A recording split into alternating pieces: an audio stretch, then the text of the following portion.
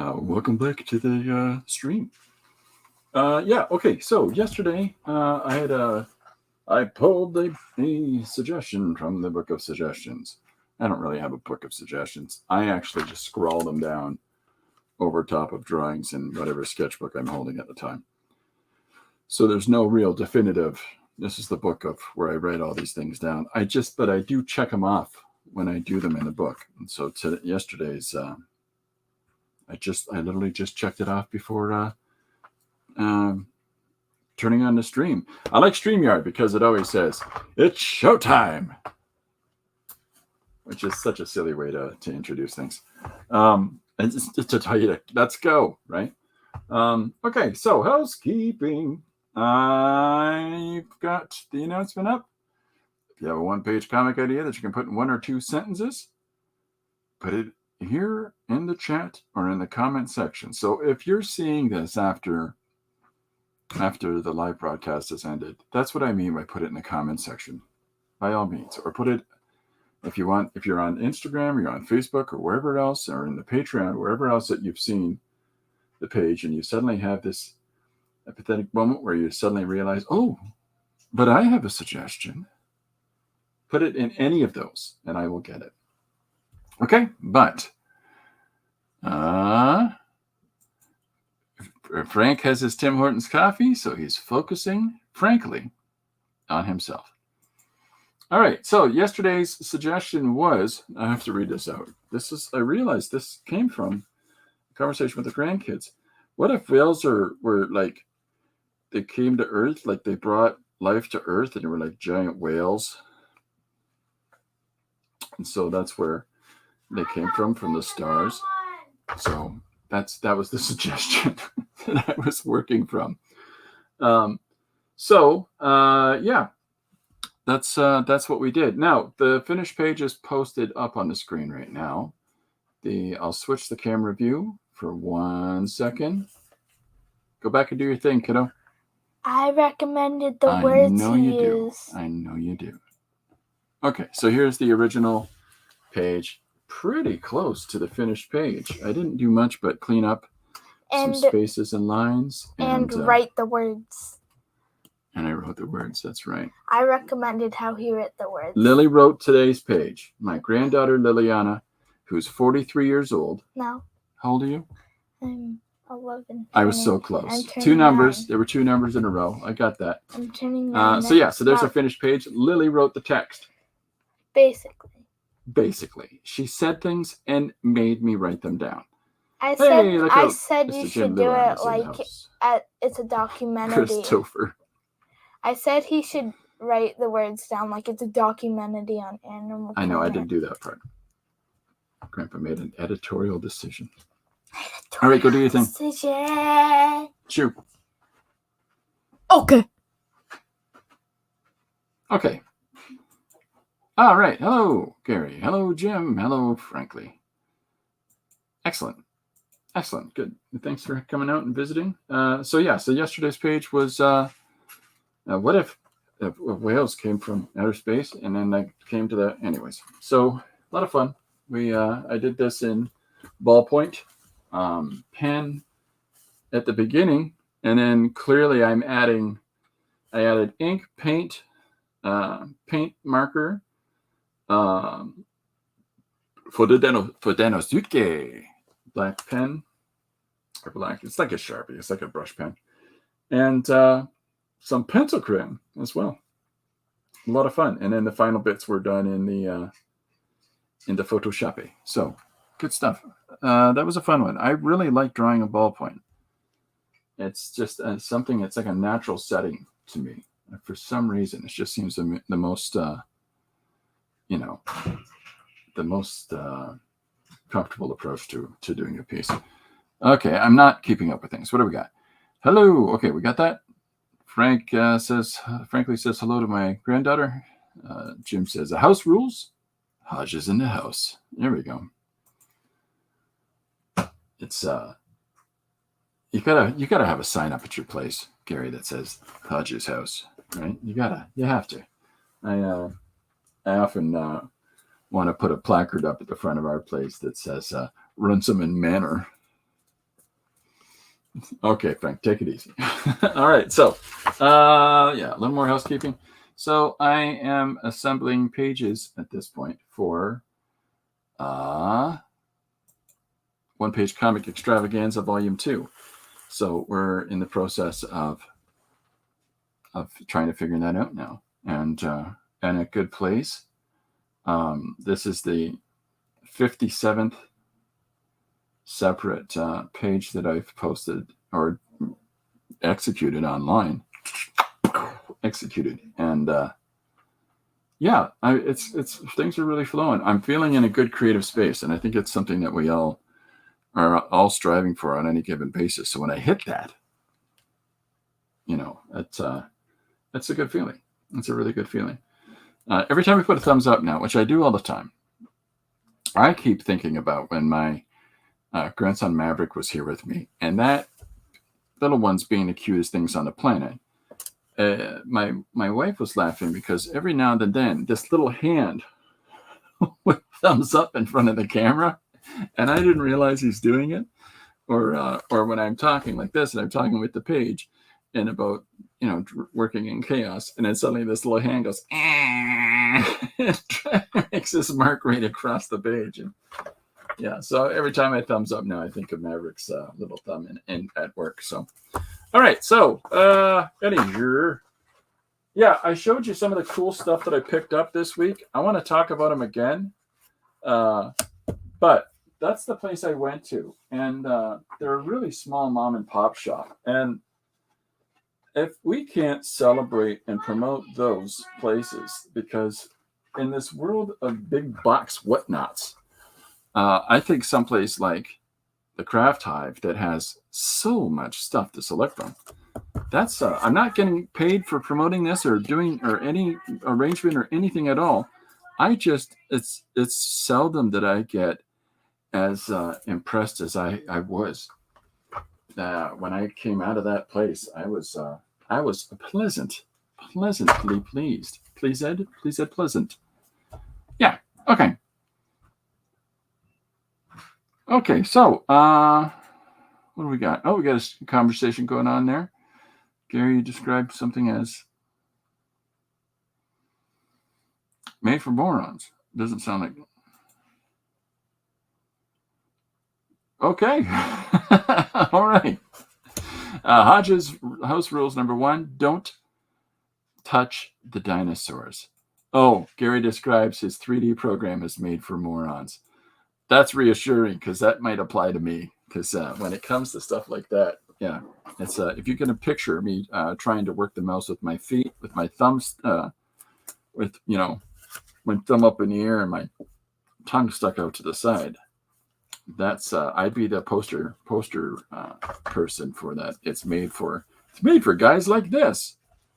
Once I get things figured out, I'm typing 100 words a minute with my feet. All right, so a couple decisions to make here. What medium am I going to use today? Oh, one last piece of housekeeping. Okay, Dee Dee Willingham is going to be with us tomorrow. Dee Dee will be joining me tomorrow. I'm going to change the format, the look of the screen a little bit so that Dee Dee and I are half and half. And she's going to show some stuff, and I'm going to show some stuff, and I think we're going to have some fun. And yeah, it's funny the amount of stuff that I've gleaned from Dee Dee's channel and the people that I've met through there. It's a lot of fun. That's why I went to a craft store. So yeah. Oh, hey, Dee Dee's here. There we go. SketchUp. Oh, SketchUp is what Gary was referring to. Hey, Philip's joined us. Hey, Dee Dee's joined us. Hey, everybody. Clip Studio did an update today. Okay. Yeah, so same time tomorrow, 2:00. And I'm going to send Dee Dee the link and see if she's got some time for chatting right after today's stream. But and then you'll be getting notified then. So, all right. What do we got? Oh, was it Barbie dolls, Frank? Frankly, about some Barbie dolls. Some little Barbie doll food stuffs. Really tiny miniature food. So there's two directions we can go with today's one page. And Dee Dee, if you're on board, or we could save this tomorrow. Either one is fine by me. But I can either pick something that I've still got in the book, or if Dee Dee has an idea bag where she picks 3 items out and gives them to a person and says, go on, get to work. Oh, Frank bought tiny books. Dee Dee, I made you, so we've got the prints. We've printed up our little images. I just have to finish mine of my 10. And but I made you a man card that I'll be spending with them. So Nation version 2 discounted at $13 US. Is that to buy or is that to rent? Philip. A vintage map craft paper. Thank you, Lily, for the Lego hand. It's a mini tank. It's a what? It's a mini tank. It's a mini tank. Oh, that's inventive. I like it. Okay. All right. So anyhow, there's a couple of directions we can go. I can do one of the suggestions that are standing. If anybody has got some hot topic they've been sitting on, or if Dee Dee wants to pull 3 things out of the bag, I'm good for anything, and I'm good for working. Oh yes, excellent. That sounds excellent. Tomorrow we'll do the draw. So I've got a couple decisions to make. Now I can also work digitally today if anybody would like that. Jim thinks I should stop doing everything and draw only digitally for a year. And he will pay me in jelly beans. That's not actually a true thing, but maybe I'm kind of suggesting that Jim could pay me in jelly beans if I draw only digitally for a little while. I won't be able to do it for a year. Okay, so some of the ideas we've got on the plate are a citadel at the end of time. That's one. And trapped in an alien spaceship that seems to have no life on board. Floating, drifting, space. Sounds like something read by Bill Nye. Trapped in an alien spaceship that seems to have no life on board. Anyways. Okay, so excellent. There's what we're doing tomorrow, folks. We'll draw something tomorrow, and we can talk supplies. And Dee Dee's going to draw someone that everyone likes. Uh-oh.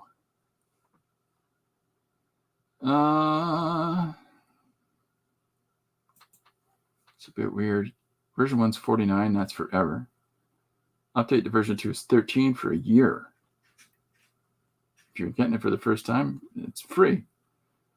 So $49, and you've got, what is this? Sketch, clip. Chris is trying to keep up. Where did you start? Clip Studio. Clip Studio is what we're referring to. If I can get paid in maple syrup and coffee, I'd be happy. Clip Studio Paint. Thank you, Philip. I don't know why you just turned on.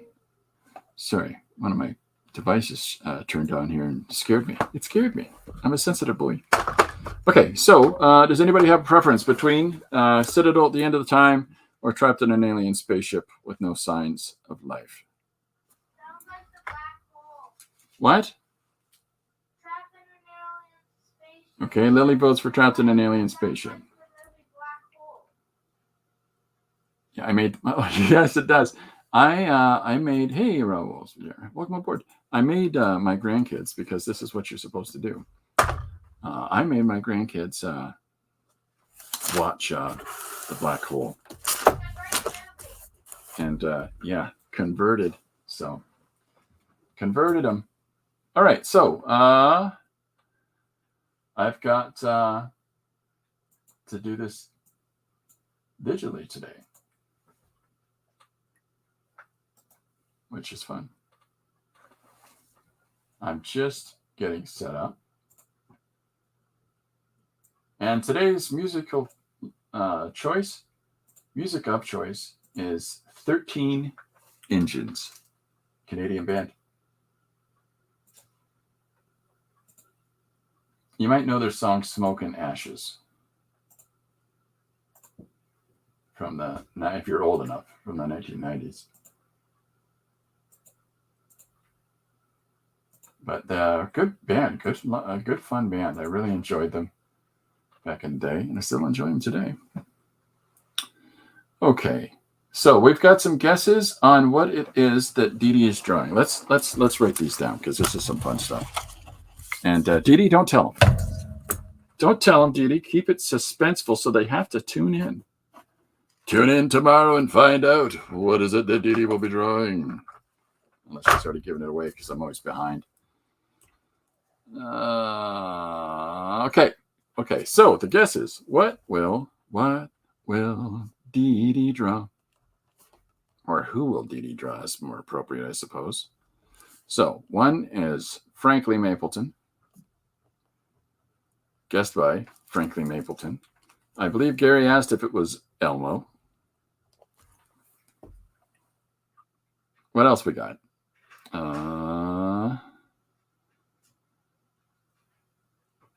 Brandy Carlisle.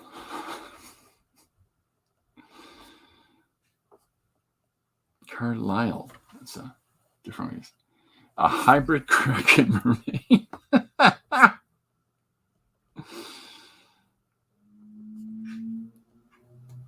I was really excited when the Kraken, Seattle, bought a hockey team and called them the Kraken because, all I want is for them to shout, "Release the Kraken" at the start of every game. And thankfully, that's what they're doing. That's very nice of you, Philip. We're both looking forward to you being there. DDTV. Yes, 24 hours of DDTV. Shh, these 8 hours, she's sleeping on her desk. And Raul thinks that she'll draw St. Patrick's Day or Easter drawings. Okay, so St. Patrick's Day or Easter.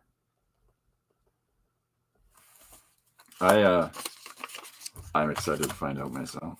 I think the only person that didn't have a guess there might have been Philip Chandler.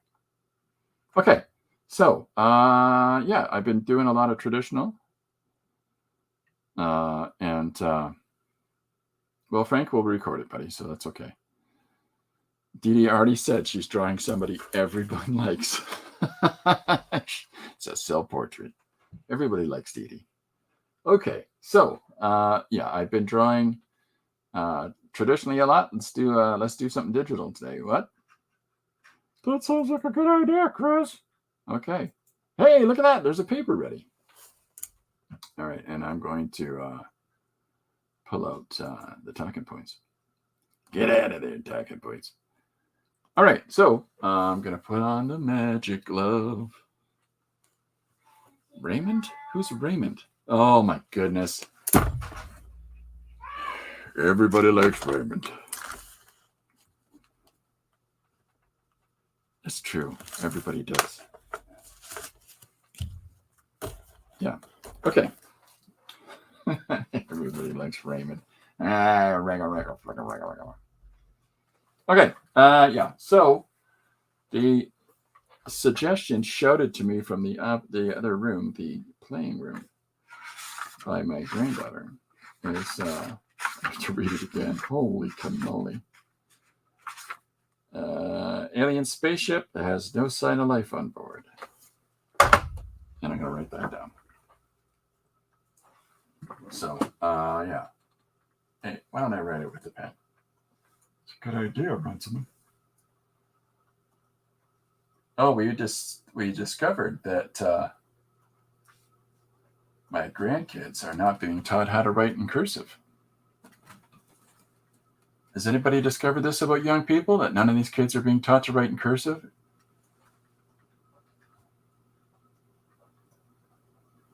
Not that I'm doing a very good job of it. That right there is a doctor's prescription. That's what that is. Floating drifting in space. Okay, so there's the suggestion. Next layer. All right, so yeah, I like the idea of looking at something.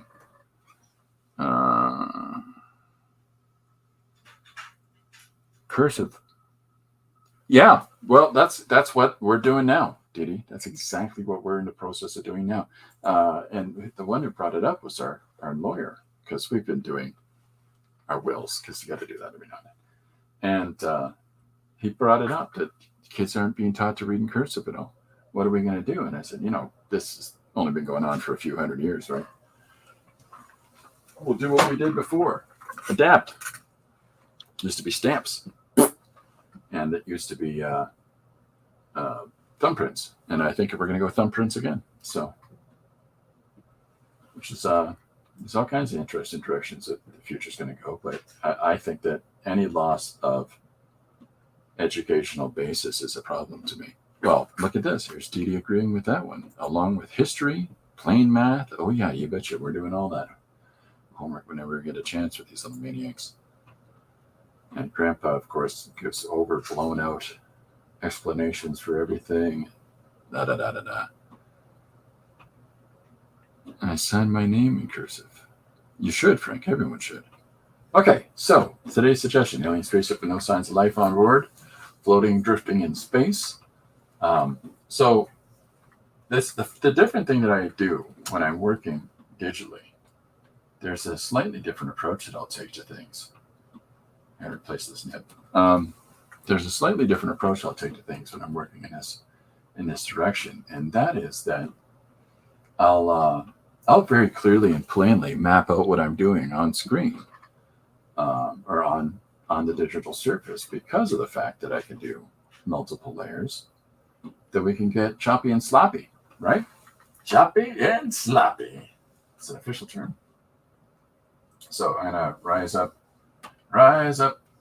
Anyways.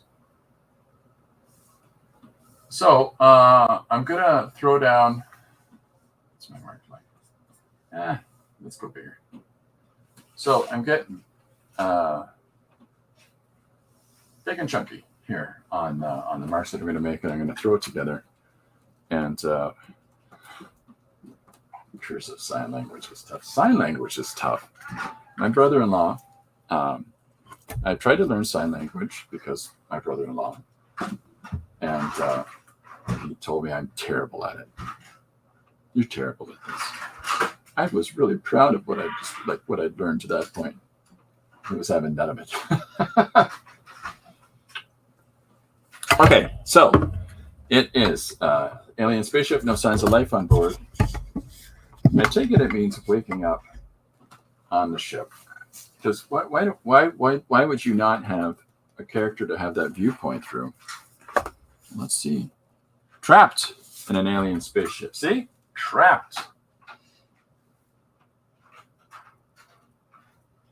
Trapped in. There we go. Okay, so if we start that first panel off, I mean, there's a couple of different perspectives that we can come at it from.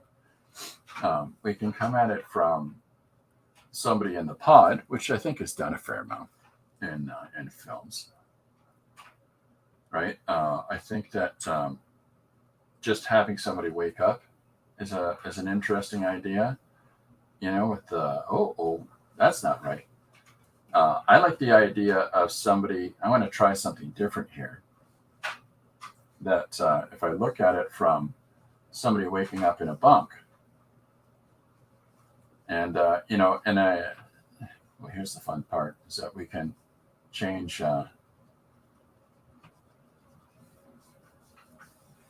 panel, not have to stick inside that panel, right? So if we've got him laying in the bunk on the bed, right? There's our opening shot, and then the next shot would be. I got to stop putting borders down. Borders stink. Don't confine yourself when you're initially scrubbling out here. Orcas are intelligent. Is that a suggestion, Raul? Or is that just a statement?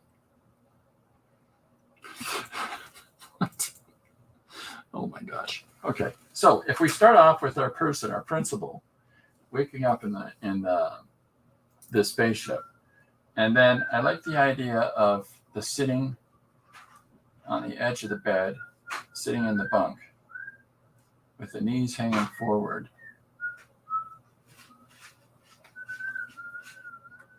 And then it gives us a little bit of the contextual scene. So that if we've got him in his bunk, we could even drop that down a little bit. There we go. So that his head, has got to lean forward a little bit. Oh, I see. I think you're right.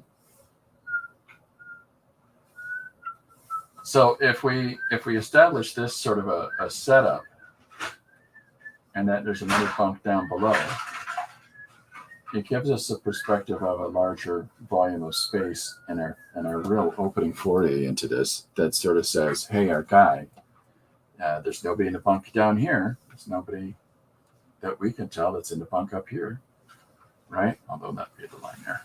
So hopefully that'll establish things.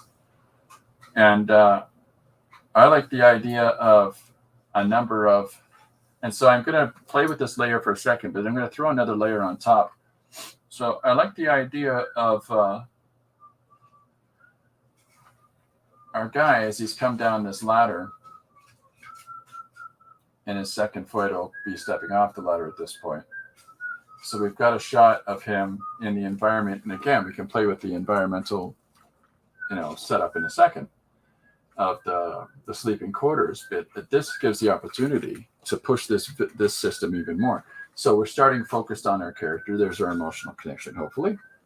Sorry, I'm just going to spit out as my brain works when I'm putting together a page. And I hope that's working for folks. So there's our number one is our emotional investment in our character because we're focused on them staring directly at us as they wake up. And then we pull out to give a sense of a little bit of isolation or a little bit of their own here in that second panel.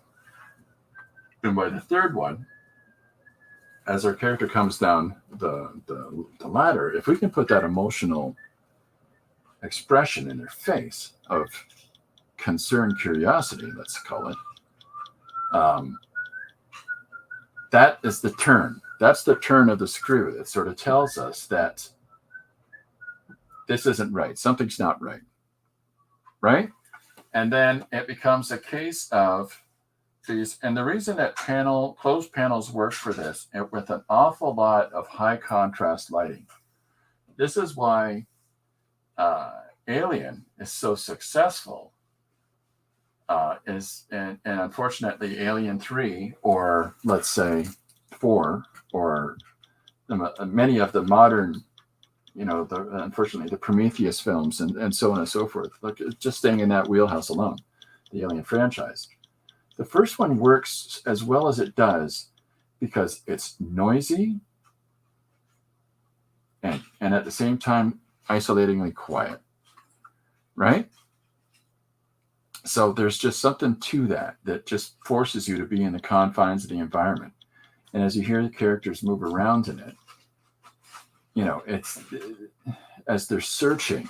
I don't want to give away the film. If you haven't watched Alien by now, I don't know. But spoiler alert from a film from 1979. So they start searching for an alien on the ship. And as they're trying to move quietly through the ship, while the ship is making its popping sounds and its air filter sounds and all those things, you can't help but feel that emotional connection in there. And then with the high contrast lighting of a lot of shadows that it could be in, that just pushes it even farther. But even in a brightly lit ship, you can have an incredible feeling of isolation here. But this is going to be an alien spaceship to start with, so it's going to get a little weird. Chris going digital reminds me of when Bob Dylan picked up an electric guitar.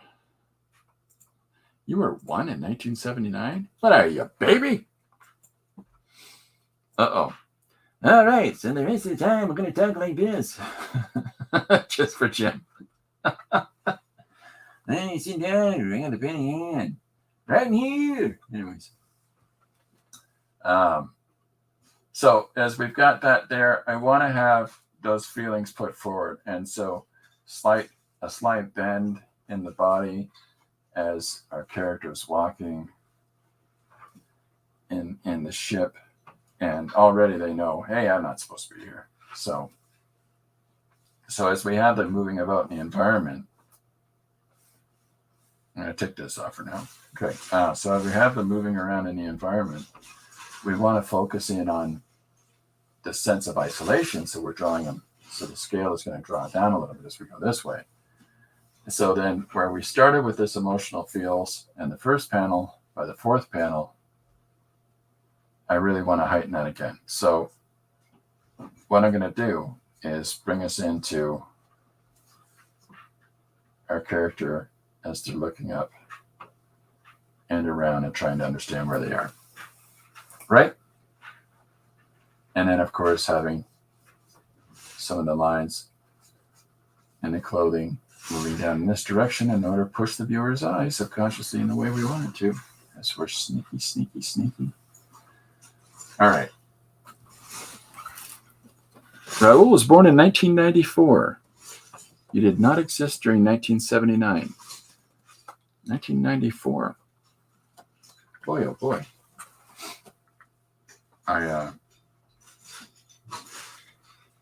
What year is Sean? I have one kid older than you and another kid the same age as you. All right. So next, as we move, we have them moving through the environment.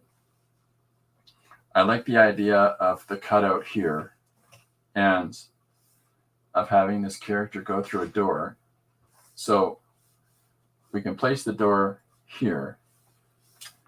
And as we have their little silhouette in this door down below, casting a shadow into the room, and just have it go out into the void. You can look at some alien artifact. You can look at some. It's a kind of a nice, fun way to open a story this way. This is really kind of a contextual opening to a film project, to the story idea. And, there's something fun about that. There's just something that sort of says, you're stuck, fella. So the reason that I'm chopping these panels together the way that I am is I haven't decided on their size. So as I'm throwing these down in this sacrilegious way, according to Jim, by working digitally. Okay, this gets a star. I think Philip Chandler is saying it's cute that Frank was born in 79 or 1 in 79. There you go. Okay, so so we've opened up into the shot. And, one of the things we could do in this shot is figure out some small little aperture openings in the environment. And so we can have a cutback once again into our person walking up in the shadow of the aperture, and then cut to the shape of the aperture itself to give some diversity in our panels, and have our character looking once more up into the outdoors, up into the space itself. And then, you can cut back one more time into here he is in the side of the ship. And as we go across the environment of the ship itself, and then the camera pan out one more time to, a lot of the sort of fiddly bits and bobs along the side of the spaceship. So our little windows would be there, and then cut back one more time, cut out one more time, I'm so sorry, into a larger star field. Oh, look at me, I'm stars. Oh, shiny. And then have this sort of ship just sitting in the midst of nowhere. So that's the principal idea. And what's our suggestion again? Let's see if I'm following it. Trapped in an alien spaceship, no signs of life on board, floating, drifting in space. Okay, so there's the meat and potatoes. So then it becomes a case, I'm sorry, of deciding on size of panels and how things are going to work. So, I would at this point cut down the size of my pen, and I'm going to add another layer on top. And because I've got this laid out and I can move this around however I choose, right?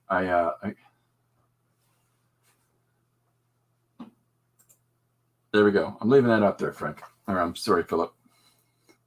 Philip had Jello today, everybody. What am I missing in the chat? Not too much. Okay. Poor Raul and Frank were. You don't have to be adults to watch Alien in 1979. I didn't watch it in 1979, but I'm just saying a spoiler alert for a film that's that old. But everybody, Philip had Jello today. All right. So, okay. So, that's really nice of you to say, Raul, to Frankly there. Frankly, we all think he's all right. Okay. So now that I've got this structure laid out for the elements that I need to have in this page, so that at this point would be the moment where I would start to sit down and figure out, I'm going to draw my guy. I'm just going to start roughing in these elements of our principal character. And I'm not being overly detailed at this point. I decided to do him as a fella. Well, I decided to do the main character as a fella. So I'm not being overly detailed right now. I'm simply trying to get the gist of the scene down here. So, and this is the layer that sits over top of our rough layer, right? Whoop, whoop. So I'm just taking the pen and I'm roughing that through. Just playing it by ear here. So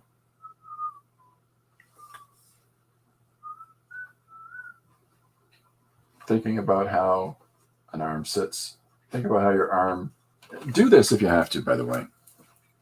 I saw Aliens when I was a kid. You saw part 3 in the theater. Is that right? That's cool.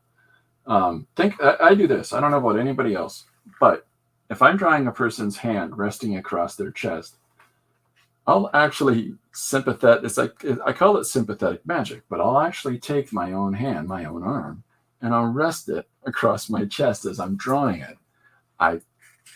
It's like when you're drawing an angry face, you might be making an angry face, right?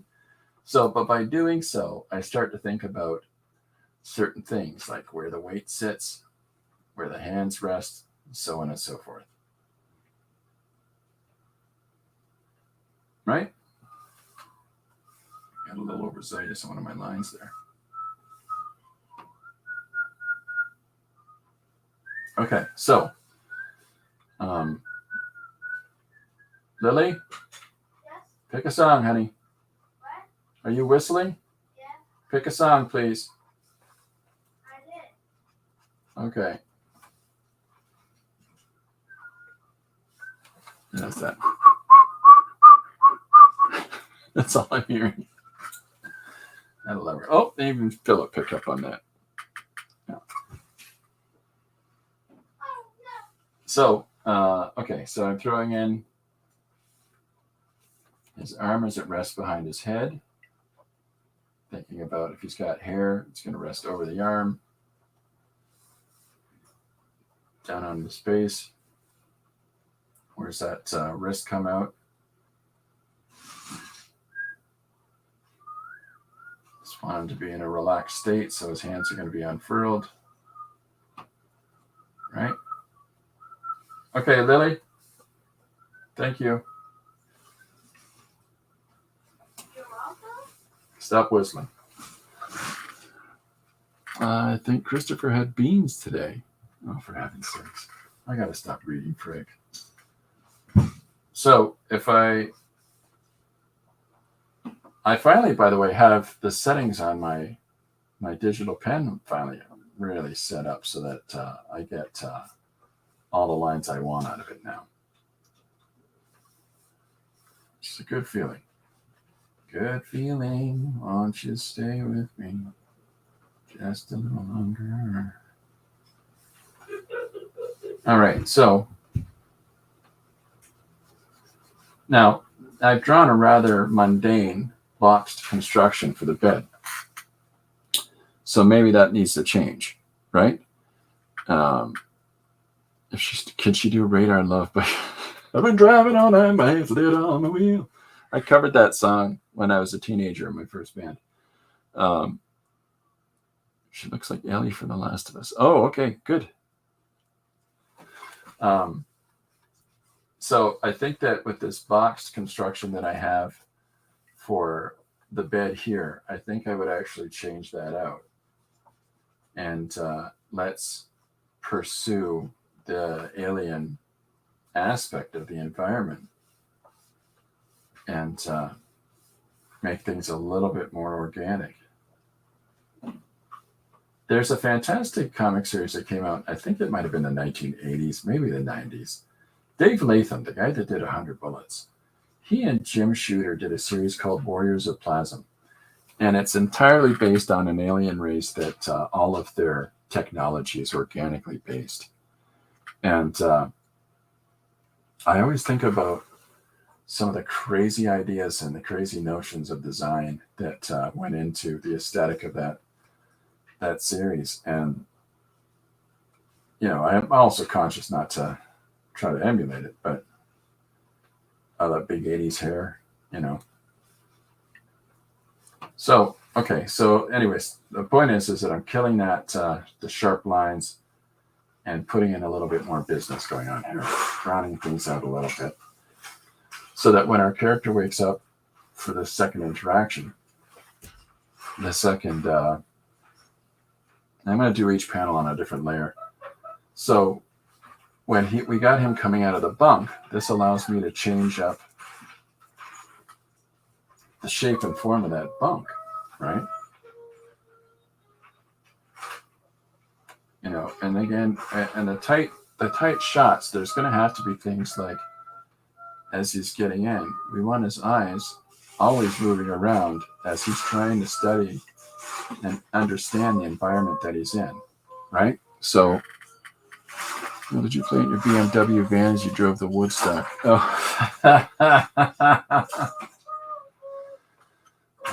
A band I really don't like, and if this hurts your music sensibilities, I apologize, but I can't stand Kiss, and just can't. I don't know why. I love the visual aesthetic of Kiss. I always thought their makeup thing was cool in the old days, but the band themselves, it's just not my thing. But I had that on 8-track. It's one of the few 8-tracks I had. That and Peter Frampton Comes Alive.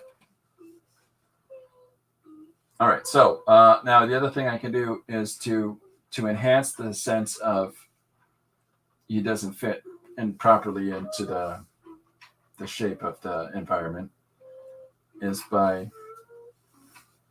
pushing his shoulders up, constraining him a little bit, right?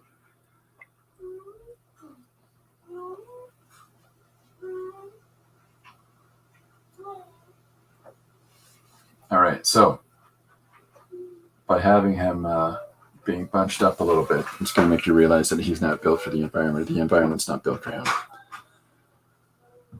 I would really... what have I missed?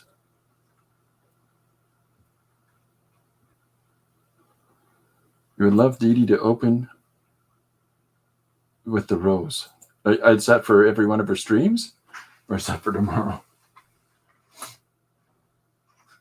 We could do a Tom Waits, Bette Midler duet.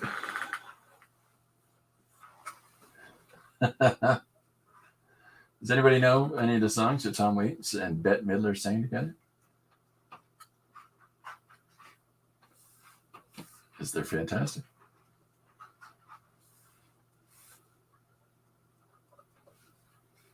Way too big a hit. Doesn't matter. This is just the sketch. All right, so as we've got our guy, feet hanging loose into the environment. Toesy woesies. Nothing better than a barefoot spaceship, huh?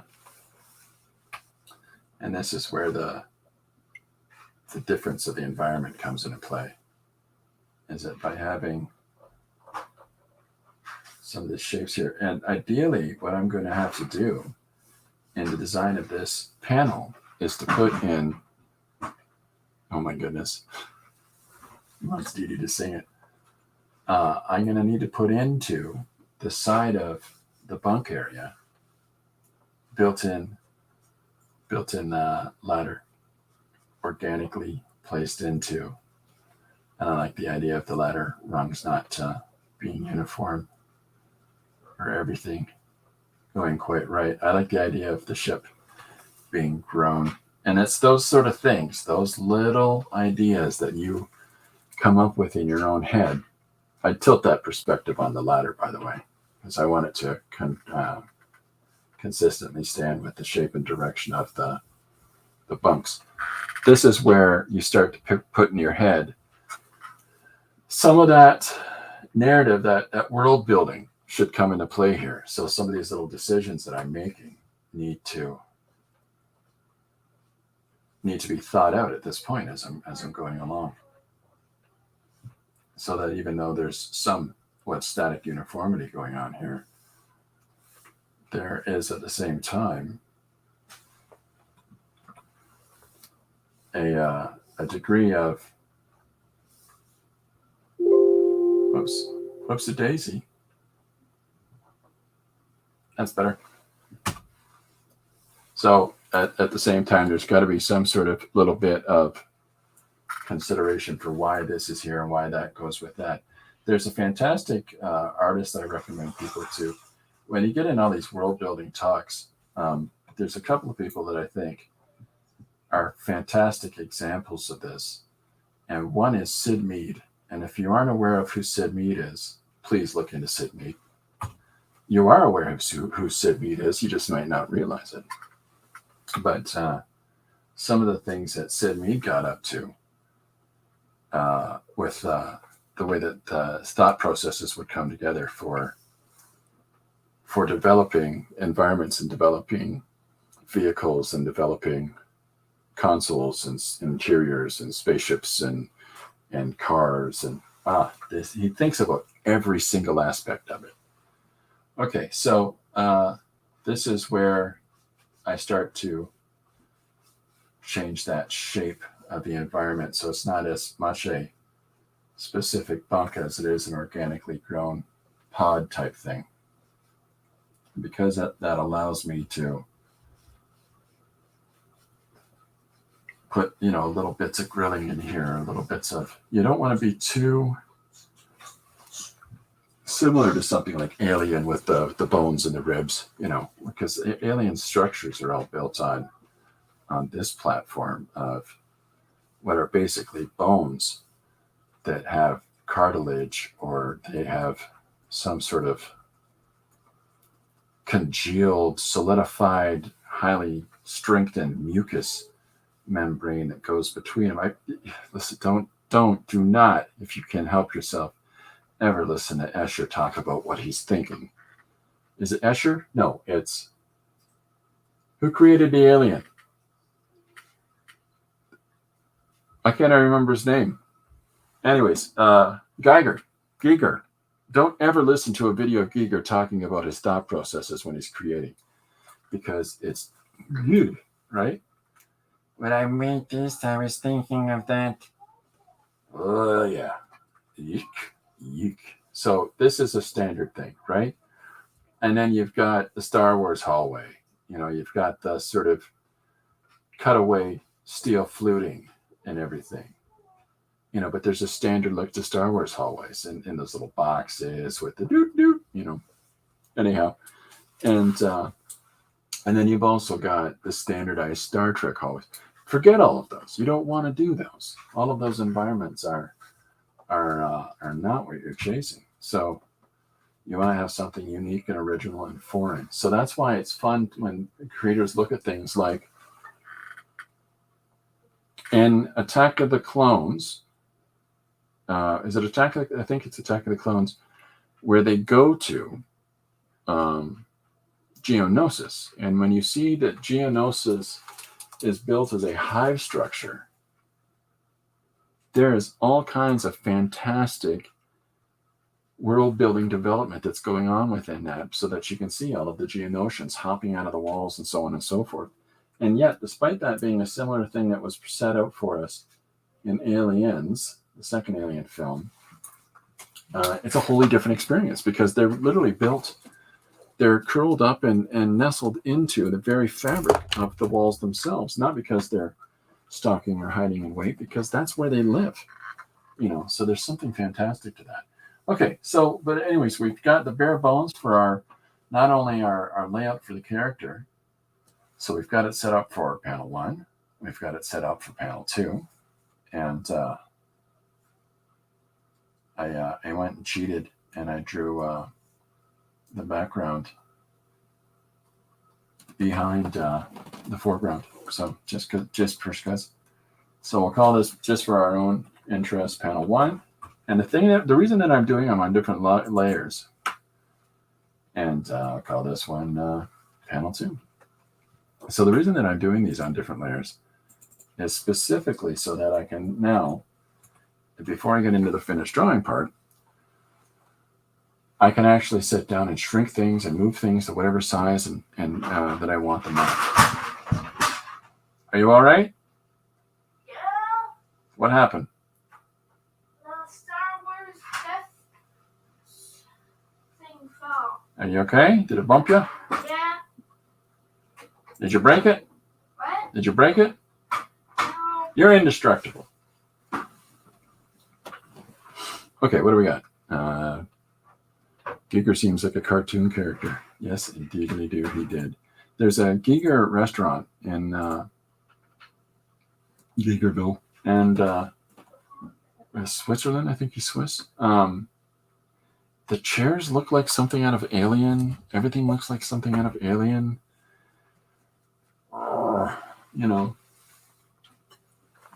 Hopefully the food has nothing to do with it. Are you broken? No? Good.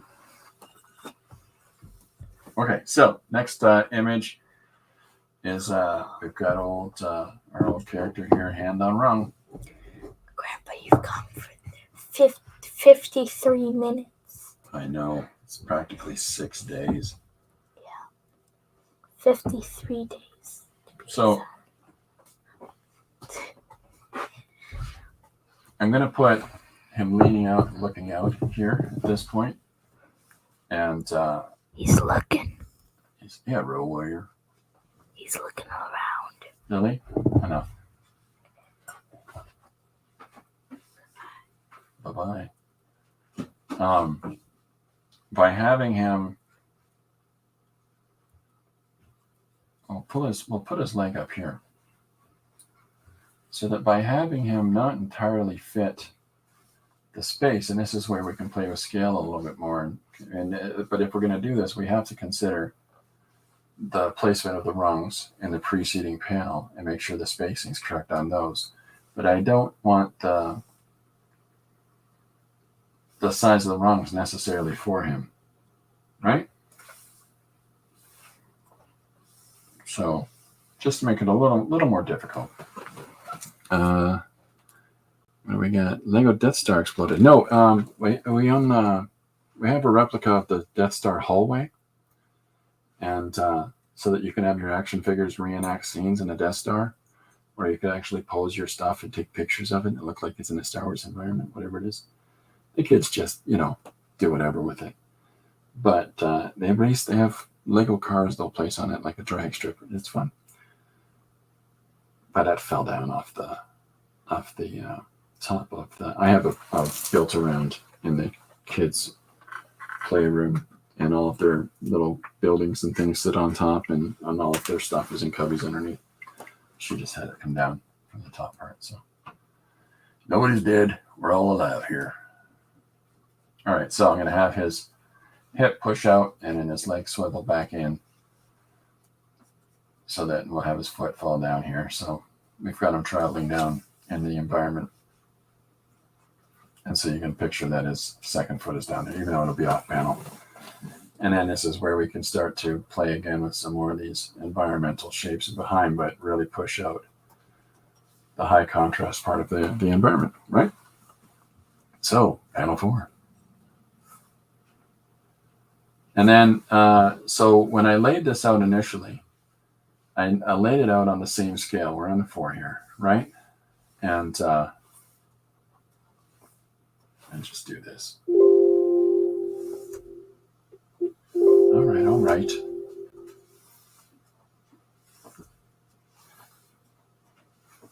Shouting at me. Okay, so in 4, I initially laid out 4 as being on the same size and scale as the 2 preceding panels. So what I'm going to do instead is I want to push the size of our character. Lily, enough. I was just wondering how the camera has so much. It doesn't matter. Well, we can do it later. Come on, you got stuff to do. There's 6 eyeballs. Oh, is there? Where do you see that? Right there. You know, I don't know if I've ever really paid enough attention to that. That's how I knew how long you've been going for as well, because it says live 56 I've minutes. honestly really just looked at the time. What a goofball. Okay. So I've shrunk down the size of our character from the preceding panels. And the idea would be, of course, is to have them. I made them short and funny looking. Come around this side so you can stop shouting that since you insist on doing it. All right. You grab some paper and the pen and get cracking. I already have papers. Well, let's go. Go get it. Because you're in here, you're working. So the idea of the door being too tall for the guy would be an important thing to suggest. It's an alien. It's an alien environment, right? It's for aliens, not for humans. So as we move that through there, that we get to play with the idea of the projection of light from this space into the larger space itself. And then if we pull back in on the expression, I think as much as I drew it in a larger way in my original layouts for it, I would reduce it down one more time. And the reason that I would do that is to further the sense of dread, the sense of overwhelming, where the heck am I? So it just gives it a little something more, right? And as the panel goes from dark and gradates down into where our character is, and of course we've got the high contrast there, it just plays on that notion. Greater sense of isolation in there. I would even go so far as to consider putting panel 5 behind panel 4. Maybe even cropping around it. And what I mean by that is, where am I on 5? Yeah. If this is panel 4, panel 5 would sit like this. So as our guy is down here looking up, you get an even better sense of scaling, that this is a much larger environment than initially thought. We'll see. At the same time, 4 and 5 could be just contained in one panel. Those are the sort of considerations you make along the way, right? So, all right, next, 6. So 6 is down below. Grandpa, what are these from? What's that? Sorry. What are these from? They're just small little miniatures of animals. But you're supposed to paint them and put them into little things. Do your thing. Am I getting paint out right now? No. No, but that's an interesting pursuit, anyways. Because that's what they bought. So the I lights. watch a guy that uses a Lily? bunch of these. I love you, honey. But come on, you've been told to do your thing. What is that? Popcorn. Oh. So I'm playing with the directional shape of the light as it projects through the windows into the environment itself. And while it just looks like some silly shapes in the moment, Doesn't look silly. thank you, Lily. That By looks having like a caveman drawing. the majority of the environment be valued out, be largely black. Can I Sort have of. popcorn, please? Yes, go. Perfect time to ask grandpas if they can have a treat is when he's busy. That's good thinking. So the whole source of light is through these keyholes as well as this doorway. And it just leaves the rest of it up to the viewer's imagination, which is always far more deadly than the whatever you're going to come up with, right? Well, what if it's a sponge creature? It's a sponge creature. 7. So 7 and 8, like 7, 8, 9, the whole point here is to draw back on scale. So optimally, 1, 2, 3, 4, and 5 is going to be contained down a little bit. The reason I stopped numbering panels is that we get to decide if 4 and 5 is better as one thing.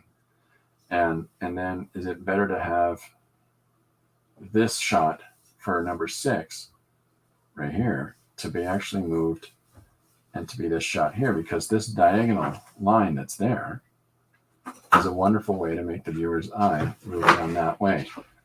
Tiny bit, kid. Right? So if we look at, and that allows us to take this stuff here, Lily, and push it all the way across the page, the whole body. So it allows our focus to be here on the sense of isolation, and this is the sense of drifting.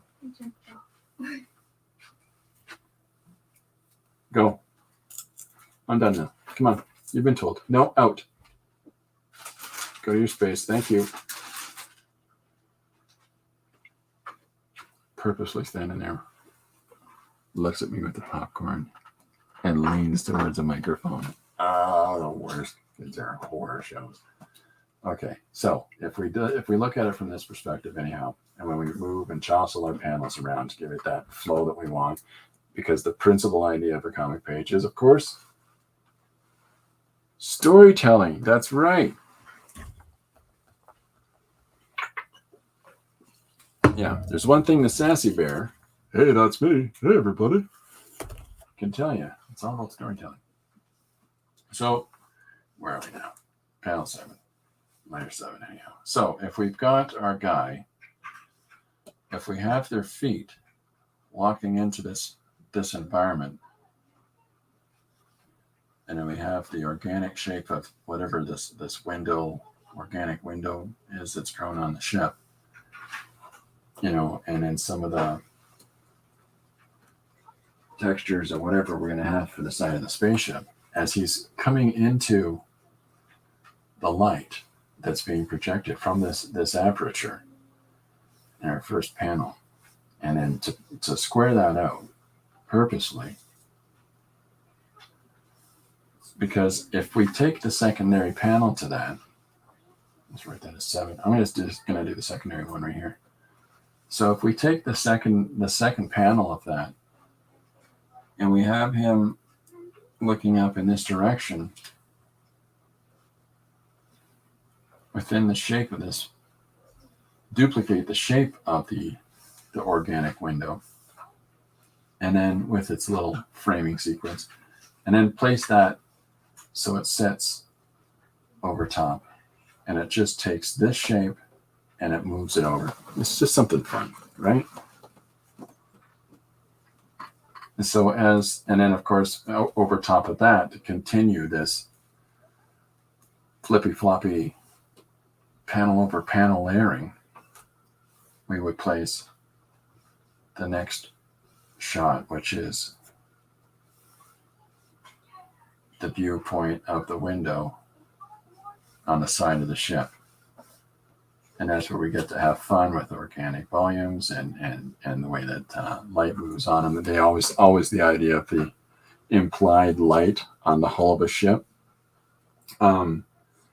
always being, like it's lit from above with these cast shadows underneath. That's the sort of uniform language that we've come up with in science fiction television shows and movies.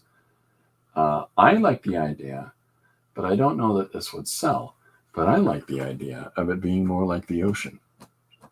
There's something about that doppeled light, that diffused and doppeled light. So even if you're going to have top-down lighting, the idea of it having this sort of mottling that takes place over the surface, to me is a lot of fun, especially with an organic ship. So, but as we have these organic volumes and globules and shapes over the side of the ship, and then of course, so this is what, 9 now?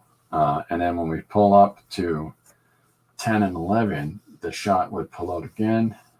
And so the window's that big now, and our globules are all spaced throughout.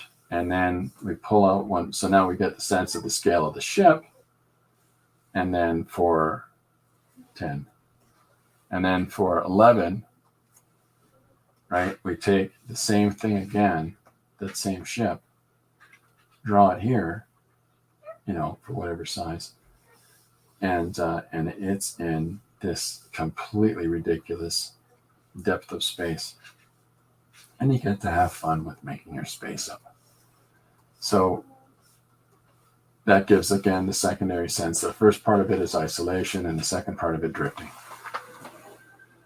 So that's the meat and potatoes of the whole thing. So then it just becomes a case of looking at all these panels together. Well, yeah, that's chaotic. Okay, let's pull back on that a little bit. Let's just focus on the top part.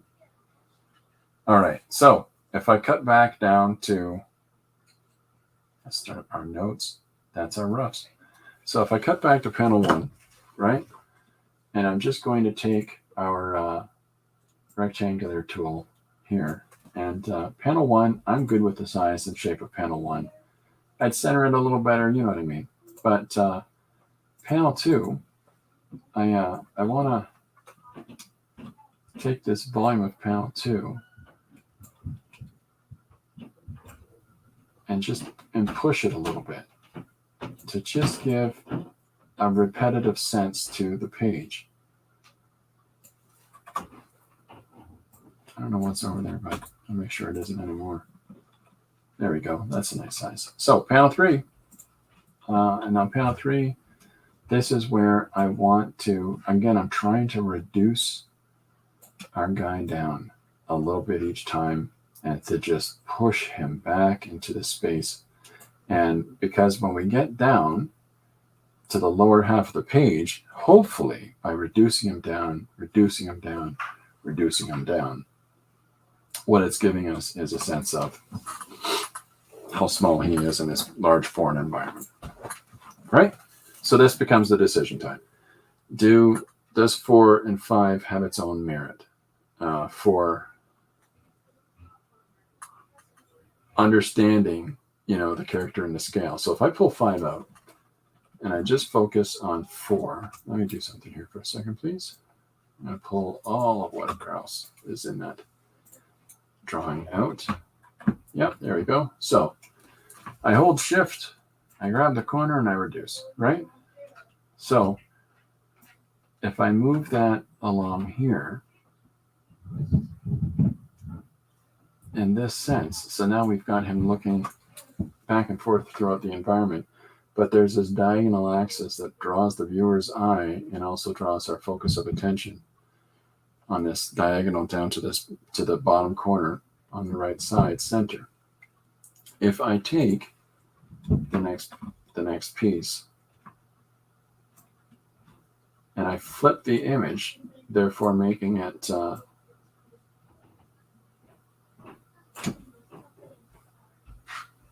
what I'm going to do is I'm going to flip the viewpoint of it, flip the horizontal, and I'm going to draw it up here. And I'm going to place that in such a way as it's going to sit in behind the previous panel. So I'll move this guy up. Actually, you know what? I'm just going to reduce it down a little bit more too.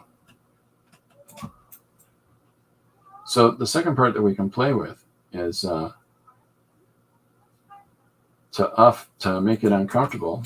And here's another psychological thing. To make it uncomfortable for the viewer while still maintaining the idea of having a directional access to the page. It just... I can hear Lily playing in the other room. You can shift the sort of perspectives on where our character sits in space, moving panels up and about. And if we look at, and I'll draw some from frames around stuff in a second. If we play with the size and scale of our panels and reduce them as we move along and increase the black volume of space around them, again, it's more and more confining for the character and the environment. But what we've got here is this diagonal movement. I'm not sure if you can see the cursor or not. Hopefully you can. You see the diagonal movement of the eye. We still maintain the integrity of that. The shrinking of the environment, the space of the panels, which ends up being enclosed. And then the fifth panel now, I'm sorry, would actually extend. What am I on? Yeah, okay. So if I move up here, if I take this and I draw it out, so this is actually extending underneath 4. So I'll show you what I mean in a second, but I would actually cut. Well, okay, I'll do it right now. Give me 1 second. All right, so if I put another layer, we'll just use this one. So I'm going to eliminate this shot, okay? So not 5. Okay, now if I'm using this as my way of picking and choosing some layer sizes, I'm just going to do this with doing some stroke keys on the panel, around the panel, okay? So there's a little box there. There's a similar sized box there. Not perfect, but it's a similar sized box. Whoops. Oopsie daisy. So there's another box there. And of course, there's our first box for our first panel. So there's some uniformity there. Okay, so when I come to, where are we at? Mind-numbing question of the day. If you could only have 3 mediums for the rest of your life to do art with, what would they be? Only 3? Is this a Desert Island Discs question? Because that, yeah, I can frame it like that. It's a great question. If anybody has anything they want to throw there for themselves as well, give me a second to think about that, though. Okay, so I'm going to stage down here. And what I mean by stage down is that, that's still too high. Okay, so this panel is going to be reduced from the panel before it. But, whoops, sorry. Clickety click. All right, now,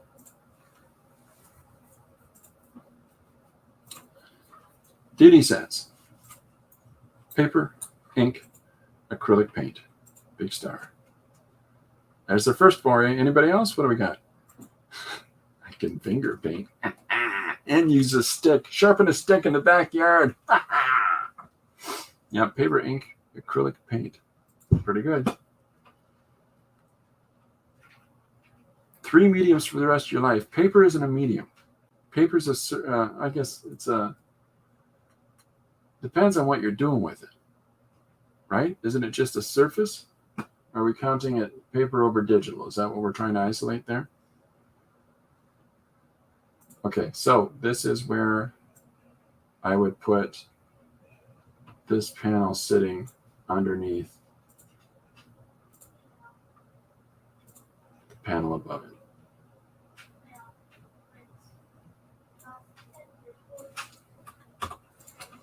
So if I take out these different images as we go, that's basically the panel breakdown for this first part of the page. And it includes, hold on a second, sorry, there you go. So that's basically kind of like the panel breakdown for the top part of the page. Yeah, I could be doing something like I would take this part here and I'd pull it up to be the same line. That could be one pursuit. I like the idea of dropping it down because it moves the eye along. I would consider actually taking this area here, moving that down a little bit to again push the eye, right?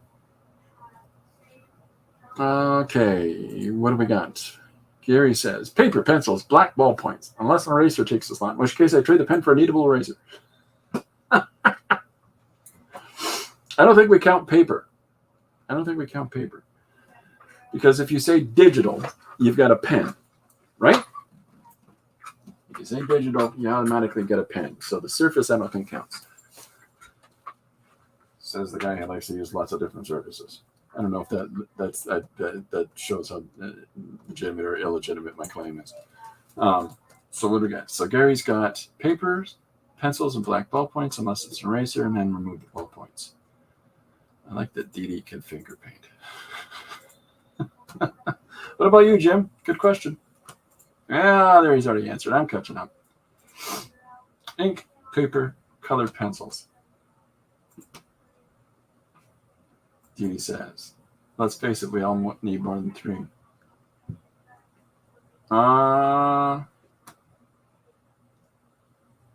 We're only allowed 3. Okay, are you ready? I'm going to type it.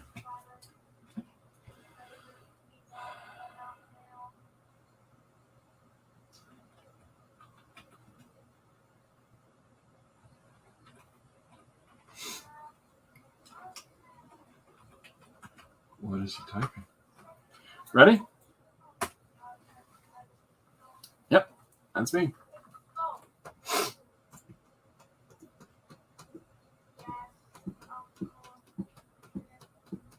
Anybody else wants to jump in on this, please feel free. We're still open to hear more inputs. Although maybe it's just us that are here now. Yeah, I would go with I'd go digital. If we're counting paper as or digital as one thing, I would actually have to forego traditional media. I would have to forego traditional media altogether and have to jump right into digital. But I tell you, I would kick the living baloney out of this machine to do the things I want it to do. I would push it almost to breaking to try to figure out how to get inks and how to get everything else out of it. It's doable, but I'd have a real fight in my hands, that's for sure. I don't know. Anybody? Thoughts? Good choices, Jim. Yes, indeedly do. Everybody's choices are good choices. I think everybody's. It's sort of intuitive. You got to spit something out, right? Ink equals pen for Jim. Colored pencils. A place you could use them to lay down pencils or do shading. Yeah. And Dee Dee says any ink. Any ink will do. Yeah, I'd have to go digital at that point. That would be the instance where I would have to say, here's where I'm at. But yeah, I would push that machine to the point of breaking. I don't need this. Okay, so 7, 8, 9, 10. All right, so that's what I've got left. So if I take out up above, I'm going to pull 10 out for the moment. Now, if I've got, let's start here. And remove this. Yeah, I think that the challenge of a question like that is we would all, of course, need more than 3. I need 12. Seriously, I would need. There's so many things that if we're talking about paper, that's not specific enough for me. I mean, there's just any paper will do, because that's a treasure trove of opportunity.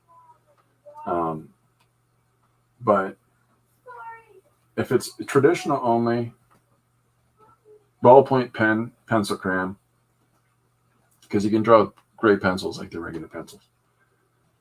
Ballpoint pen, pencil crayon, and of course paper. But if it's just you're allowed to use 3 things to make art for the rest of your time, I'm going digital. Just because I'm clearly conflicted with this. That's a great question, Jim. All right, so I'm going to cut this out here. Snippy, snippy. Snippy, snippy. Yeah, whoop, there you go. Now I'm going to take out this. Goodbye. Take out this. Goodbye.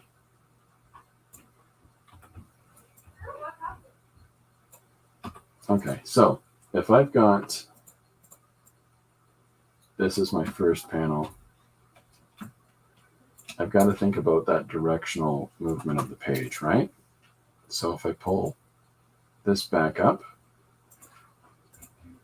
and back up to here now, so if I know that that's the top part of my page, then I've got to pull this down, and I would reverse that image.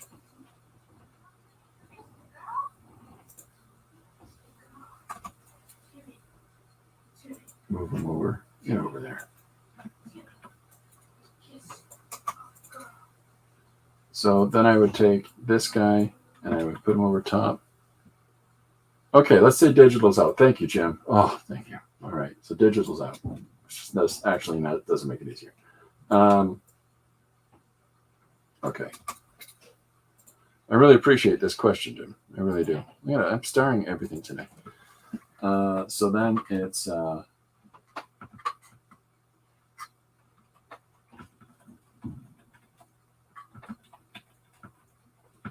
there's my answer for it now. That's my answer. That was a rough question for me. I don't know that it necessarily needed to be. But I made it rough on myself there. What do I do?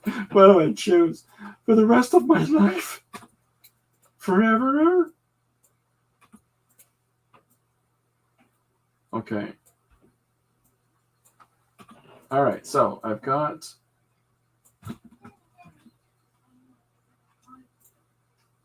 this image now moving in here and behind, trying to keep it fun and flowing.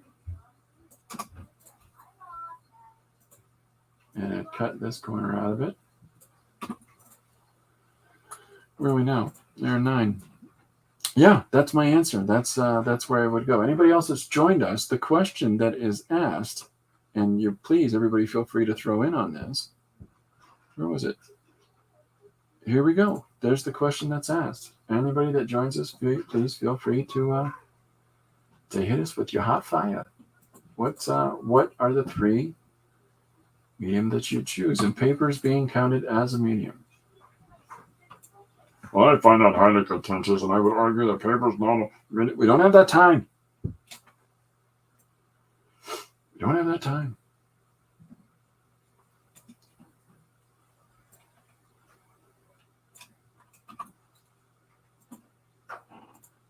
back here.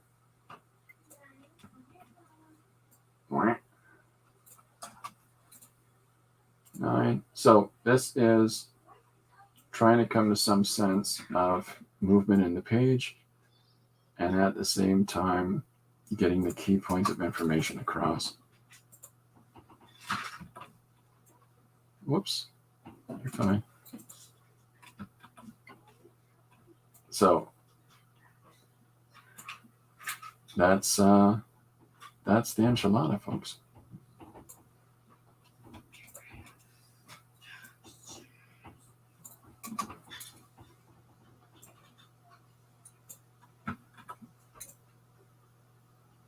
Move that in. Good. Move that over. There we go.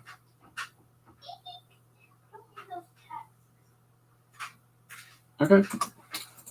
So that's my thinking. What do we have? I also have my bag of prompts tomorrow, Christopher, in case anyone wants 3 random prompts. Yes, indeed. Please. This is a lot of fun, folks. And I heard Didi put this forward in her stream on Monday morning. I thought, man, that would... See, I do the one... I got no problem with ideas.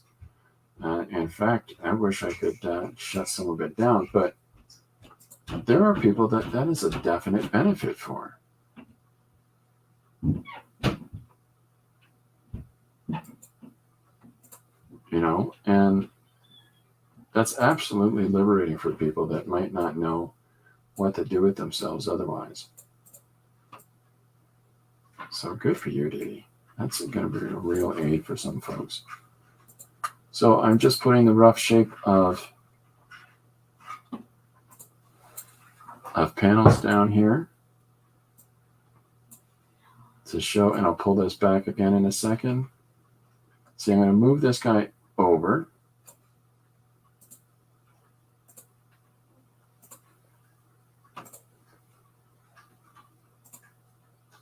And then I put this guy here.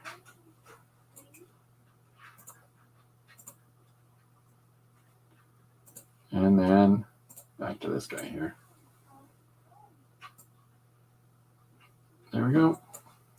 So that is the structured shape of the page. And then it just becomes a case of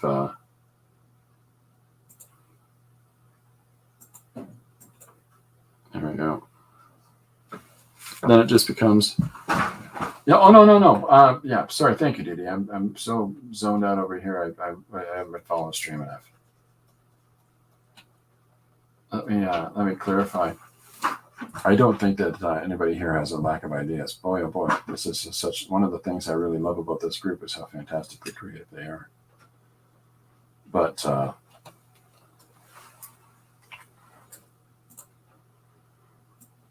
it's an absolutely incredible opportunity for those people that might be stuck, just might be in a funk. Yeah, so no, these people are absolutely brilliant. You guys here probably don't have time for anything other than your projects. Well, so my morning is engaged in projects for others. My after lunch is here doing this for a couple hours. And then I got stuff to get back to. And that's why I come back to finish this stuff at nighttime. Just so that I can, try to keep on keeping on with some sort of routine and schedule for the day. But it's an absolute grace to find that, because sometimes it's a case of, well, what do I want to do today? What do I want to start on? And because you get so loggerhead stuck in that, I could do this or I could do that. Just the idea of a prompt of any kind. Somebody says octopus, and you got to figure out a way to incorporate octopus into whatever your notion is in the moment. I absolutely love that. I'm really taken by that idea. Yep, that's it. I think that's the shape of the page. Yeah, definitely some people may have a chance to think outside of the box. Or what I really like about it is the same reason that I asked for one-page comics. The principal reason that I asked for one-page comics is I want to be pushed out of my own comfort zone. I want to be challenged to draw things that I'm not necessarily drawing of my own volition. And so one of the benefits for me of the one-page comics is the fact that somebody says, hey, what have we got this week? This week is the map idea from Jim, doing a page on war.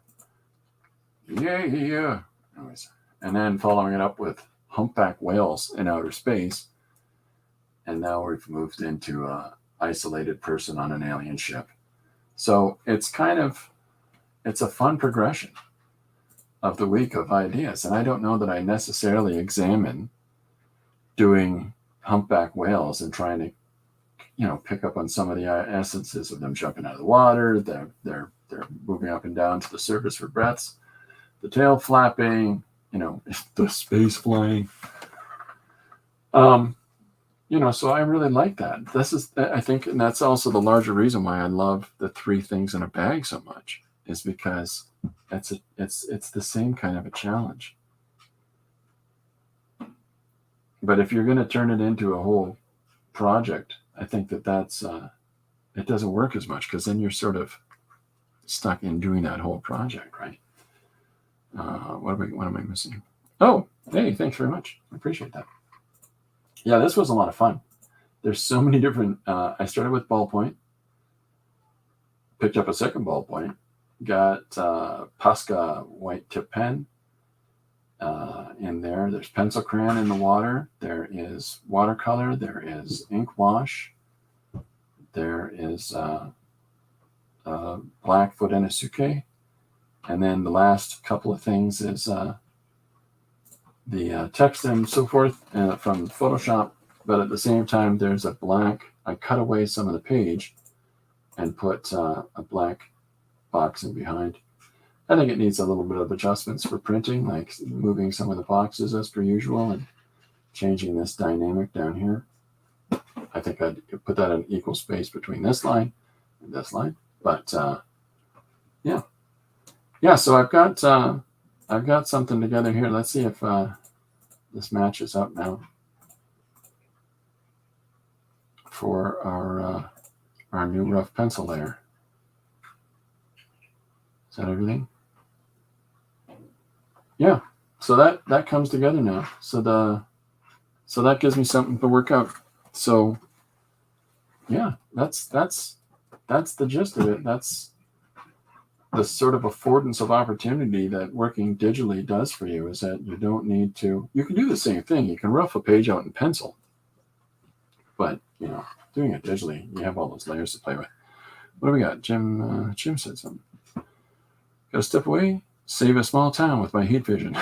Thanks so much, Jim, for coming out. Great to see you.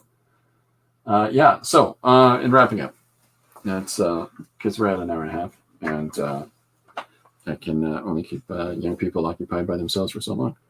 So, yeah, this has been a lot of fun. I'll finish this page up and get it done so that I have something to release for tomorrow. Dee Dee, I'll be reaching out to you after this to figure out for tomorrow. But 2:00, everybody, right here on the stream, we're going to be joined by Dee Dee Willingham, and I'm really looking forward to that. I really am, because that's a great thing about engaging online here with a number of people, even though we're quite divested from one another in different locations and even time zones. The affordance of opportunity to share with like-minded individuals along that process, that's fantastic. So, yeah, and I'm really appreciative of meeting everybody that I've had the opportunity to meet through the world of the intraweb. Okay. Yeah, that's about it for me. I'm going to sign off now and have to sit down and doodly do this. But in the meantime, I got to get people moving. So thanks everybody for hanging out.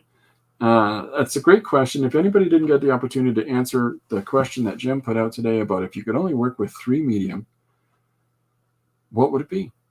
3 mediums for the rest of your life. Desert island situation. What would they be? All right. So, hey, there you go. Looking forward to the stream tomorrow as well. Thank you so much, Dee. Okay. So, yeah, if you want to answer that question and we haven't given you enough time, feel free to put it in the comments below the video on the channel. And other than that, get creating. I really want to see what you're working on. I look forward to it. See you tomorrow, 2 o'clock with Dee Dee William as our guest. Thanks again. Bye for now.